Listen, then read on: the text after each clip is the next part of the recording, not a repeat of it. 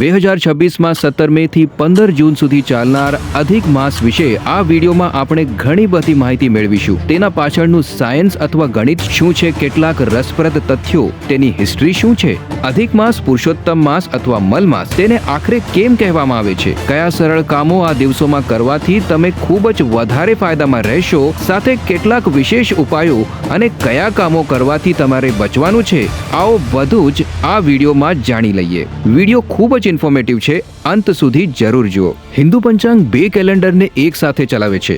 સૌર વર્ષ પૃથ્વીનું સૂર્યની આસપાસ એક ચક્કર એટલે કે 365 દિવસ 6 કલાક. ચંદ્રવર્ષ ચંદ્રના પૃથ્વીની આસપાસ 12 મહિનામાં લગભગ 12 ચક્કર, દરેક મહિનામાં 29.5 દિવસ થઈ જાય છે 354 દિવસ 8 કલાક. આ બંનેમાં લગભગ 11 દિવસનું અંતર દર વર્ષે બને છે. 3 વર્ષોમાં આ અંતર લગભગ 33 દિવસ થઈ જાય છે, એટલે કે એક સંપૂર્ણ મહિનાના બરાબર. આ જે ખાલી જગ્યા બની જાય છે તેને પૂર્ણ કરવા માટે દર 2-3 વર્ષે એક વધારાનો માસ ઉમેરવામાં આવે છે. એ જ કહેવાય છે અધિક માસ. 19 વર્ષના ચક્રમાં બરાબર 7 વાર અધિક માસ આવે છે. તેને મેટોનિક સાયકલ કહેવામાં આવે છે. આ ગ્રીક ખગોળશાસ્ત્રી મેટન એ 432 ઈસા પૂર્વે શોધ્યું હતું. પરંતુ તમને જણાવી દઈએ કે ભારતીય જ્યોતિષશાસ્ત્રમાં આ ગણના લાખો વર્ષોથી હતી. તેને મલ માસ અથવા પુરુષોત્તમ માસ કેમ કહેવામાં આવે છે?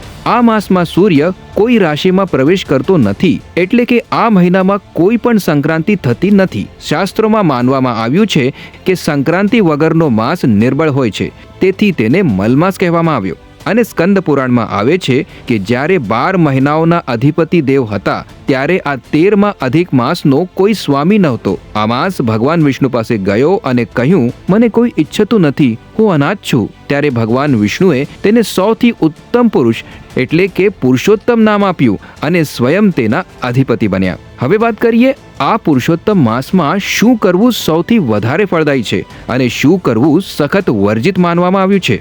સૌથી પહેલા જાણીએ શું કરવું જોઈએ. આ પવિત્ર માસમાં જપ, કીર્તન, સ્મરણ, ધ્યાન, દાન અને સ્નાન જેવા કર્મ અત્યંત ફળદાયી માનવામાં આવ્યા છે. તેની સાથે જ પુત્ર જન્મ સાથે જોડાયેલા કૃત્યો, પિતૃઓના શ્રાદ્ધ તથા ગર્ભાધાન, પુંસવન જેવા સંસ્કારો પણ કરી શકાય છે. દેવી ભાગવત અનુસાર જો દાન કરવાનું સામર્થ્ય ન હોય તો સંતો અને મહાપુરુષોની સેવા કરવી સર્વોત્તમ માનવામાં આવી છે. તેમના દૈવી કાર્યોમાં સહયોગ કરવાથી તીર્થ અને તપ સમાન ફળ પ્રાપ્ત થાય છે.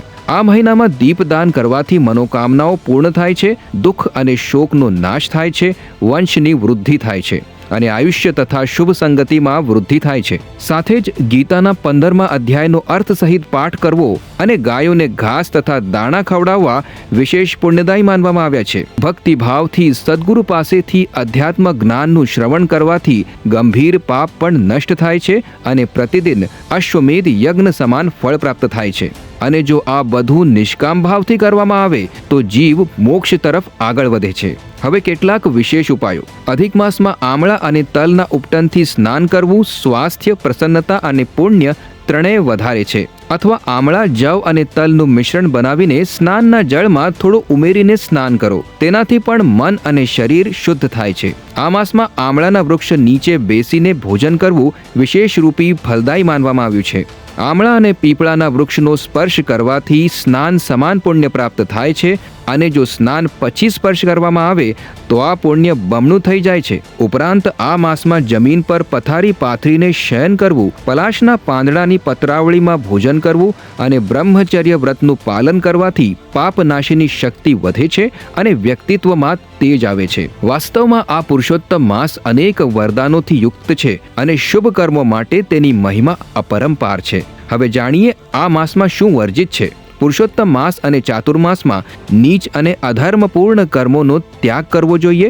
આમ તો આ ત્યાગ સદા માટે હોવો જોઈએ, પરંતુ જે લોકો શરૂઆત કરવા માંગે છે તેઓ આ મહિનાથી આરંભ કરે તો આ સંકલ્પ મજબૂત બને છે. આ માસમાં લગ્ન, વિવાહ, સકામ વ્રત અને ભૌતિક ઈચ્છાઓ સાથે જોડાયેલા કાર્યો વર્જિત માનવામાં આવ્યા છે, જેમ કે કૂવો, વાવ, તળાવ અથવા બાગનું નિર્માણ, નવવિવાહિતાનો ગૃહપ્રવેશ, દેવ પ્રતિષ્ઠા, યજ્ઞોપવિત, નામકરણ, નવું મકાન બનાવવું, નવા વસ્ત્રો અને આભૂષણો ધારણ કરવા વગેરે. પરંતુ ધ્યાન રાખો, આ માસમાં કરવામાં આવેલા નિષ્કામ કર્મો અનેક ગણું વધારે ફળ આપે છે. જ્યારે આટલી ભરપૂર ઇન્ફોર્મેશન તમે વિડીયોમાં મેળવી છે તો હવે નિર્ણય તમારા હાથમાં છે.